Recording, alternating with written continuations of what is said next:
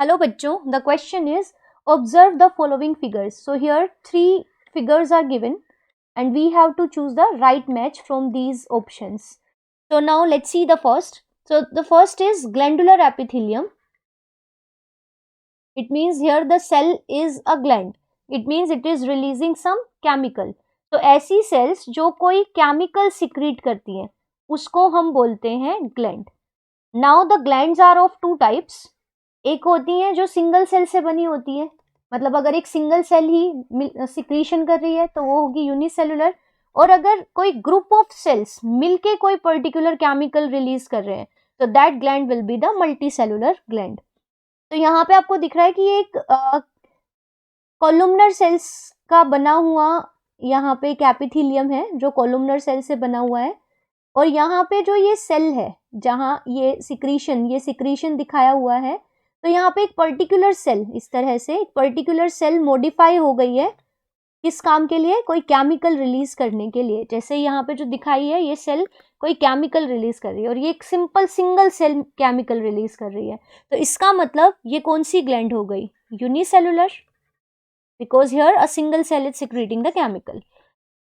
दूसरे में भी यहाँ पे एपिथेलियम है, ग्लैंडुलर एपिथेलियम, बट यहाँ पे बहुत सारी सेल्स मिलके कोई केमिकल रिलीज कर रही है इस कैविटी में, और फिर ये केमिकल इट्स डक्ट के थ्रू जा रहा है यहाँ से बाहर. तो यहाँ पे आप देख रहे हो कि बहुत सारी सेल्स मिलके कोई पर्टिकुलर केमिकल रिलीज कर रही है. तो such a gland which is composed of many cells, it is called the multicellular gland. तो पहला जो ए है that is unicellular, it is multicellular. और जो ऑप्शन सी में है यहाँ पे आपको दिखाई गई है, this is basement membrane which is a non cellular membrane जिसके ऊपर एपिथेलियम की सेल्स रेस्ट करती हैं. तो यहाँ पे आप देख रहे हो एक लेयर ऑफ सेल्स ये हो गई, यहाँ पे दूसरी लेयर ऑफ सेल्स. तो यहाँ पे the cells on basement membrane are arranged in multiple layers. तो ऐसा एपिथेलियम जहाँ पे सेल्स मल्टीपल लेयर्स में अरेंज होती हैं that is known as compound epithelium. ठीक है, तो पहला जो ऑप्शन है that is unicellular gland, B option और B diagram is of multicellular gland, और जो सी डायग्राम है वो एक कंपाउंड एपिथेलियम का है. तो यहाँ पे option A is having all the correct matches, so this is the right answer.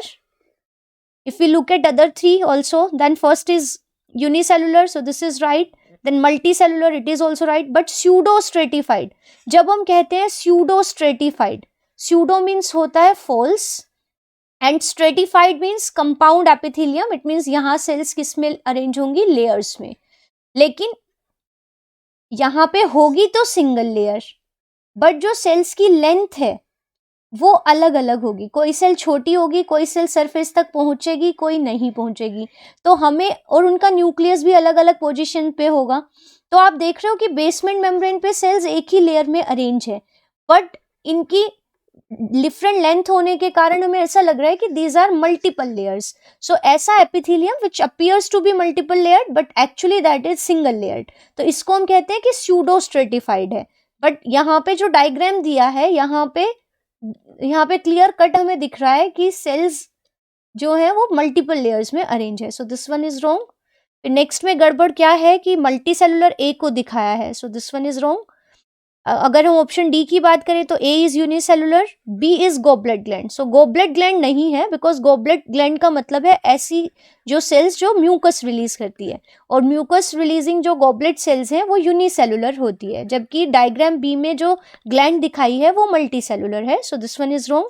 So the right answer here is option A. All the best.